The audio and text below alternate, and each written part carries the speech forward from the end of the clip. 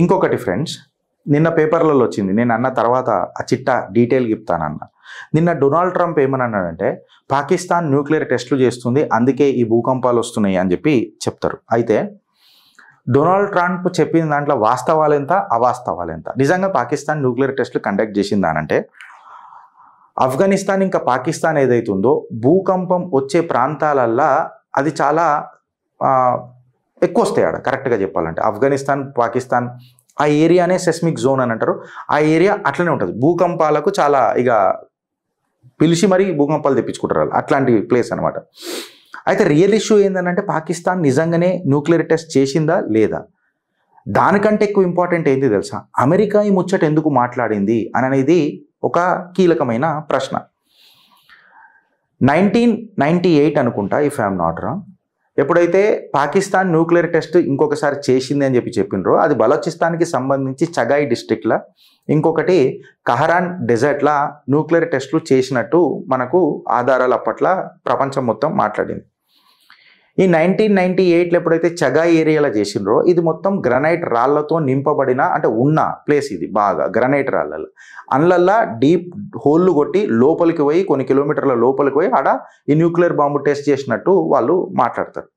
ఈ గ్రనైట్లలో ఎందుకు చేసిండ్రు అని అంటే దాని ఏదైతే వేవ్స్ ఉంటాయో, న్యూక్లియర్ ఇంటెన్సిటీ ఉంటుందో అది బయటికి రావద్దు అని చెప్పి రాళ్ళల్లో చేసిండ్రు అని అనేది నిపుణుల వాదన.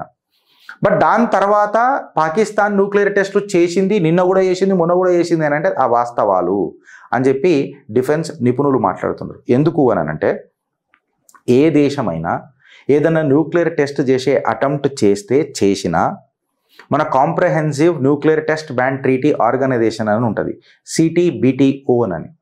సుమారు ఇది ఒక ఇంటర్నేషనల్ మానిటరింగ్ సిస్టమ్. దీనికి 300 స్టేషన్లు ఉన్నాయి ప్రపంచవ్యాప్తంగా. ఈ 300 స్టేషన్లలో ఎట్టి పరిస్థితుల్లో దీన్ని డిటెక్ట్ చేస్తారు.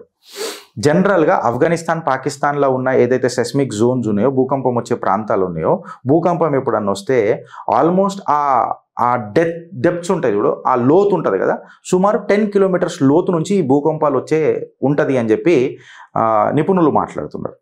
బట్ ఏదైతే న్యూక్లియర్ టెస్ట్ అవుతుందో అది ఒక 1-2 కిలోమీటర్స్ డెప్త్లో జరుగుతుంది. సో ఈ న్యూక్లియర్ టెస్ట్లు ఈజీగా గుర్తుపట్టేస్తాయి, CTBTOకు తెలిసిపోతుంది. సో పాకిస్తాన్ అయితే న్యూక్లియర్ టెస్ట్ చేయలే. బట్ ముద్దా ఏందనంటే ఫ్రెండ్స్, ట్రంప్ ఎందుకు మాట్లాడిండు అని అంటే, ఇది నిజంగా చెప్పాలనంటే ప్రపంచానికి ఏం మెసేజ్ ఇచ్చిండు ట్రంప్ అనేది ఇంపార్టెంట్ కంటే భారత్కి డైరెక్ట్ ట్రంప్ ఇచ్చిన మెసేజ్. భారత్కి ట్రంప్ ఎందుకు ఇస్తాడు గిరీష్? అది కూడా పాకిస్తాన్ని పొగుడుకుంటా అని అంటే, పాకిస్తాన్ దగ్గర న్యూక్లియర్ బాంబులు లేవు, అది పిచ్చ క్లారిటీలో మనం ఉన్నాం.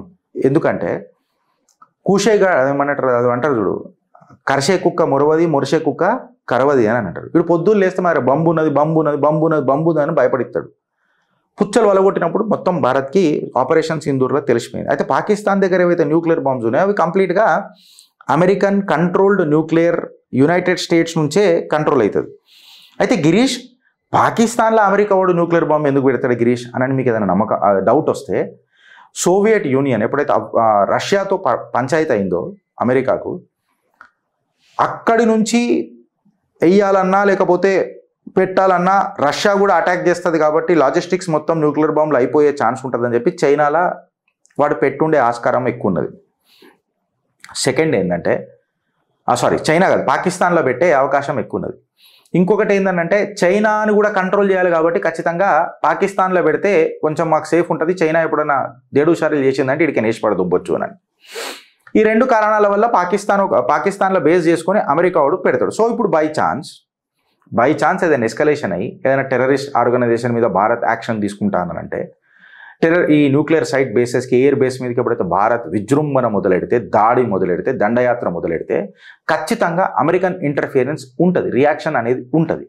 అదే మొన్న సీజ్ ఫైర్ రూపంలో ట్రంప్ గలగల మాట్లాడినడు చూడు.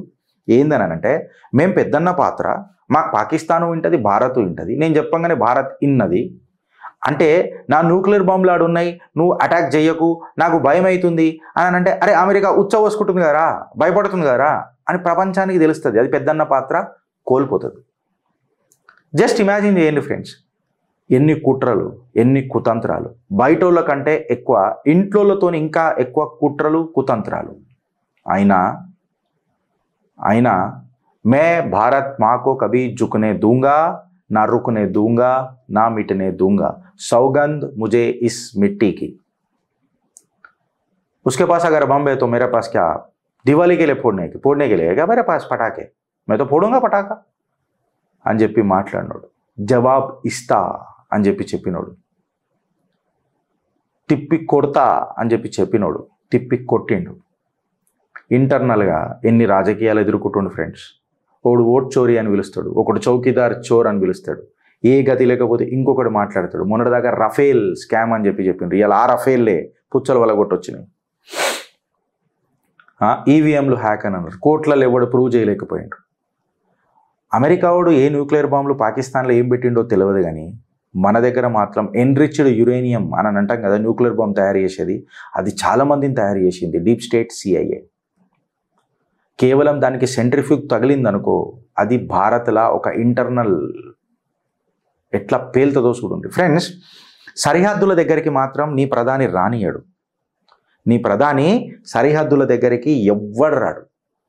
ఆ మహాదేవుడు ఆశీర్వాదంతో ఖచ్చితంగా భారత్ యొక్క సరిహద్దులు సురక్షితంగా ఉన్నాయి. సుదర్శన చక్రాలు కాపలా కాస్తున్నాయి. గరుడే సాక్షాత్తుగా ఆడ నిలబడ్డాడు. కపికిషోరుడే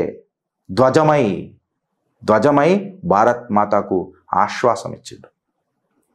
ఆ తర్వాత ఒక భూమిపుత్రుడు మే నరేంద్ర దామోదర్ దాస్ మోదీ అని చెప్పి భరతమాత ముద్దుబిడ్డ ప్రమాణ స్వీకారం చేసిన తర్వాత అష్టదిక్పాలకులు అందరూ పంచభూతములు సాక్షిగా భారత్ యొక్క ప్రతిభ, భారత్ యొక్క పవర్, పరాక్రమ మీరు చూసిండ్రు.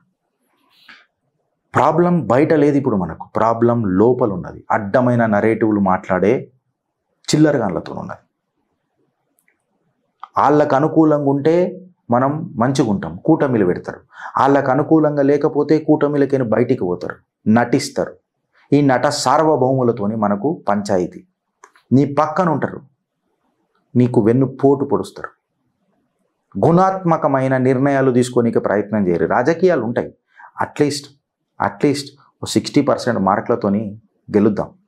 We may not be a meritorious student in analyzing the facts. I do agree. You have your own problems to solve for. But the thing is that how vigil you are is a question of debate. Bharat Mata ki Jai.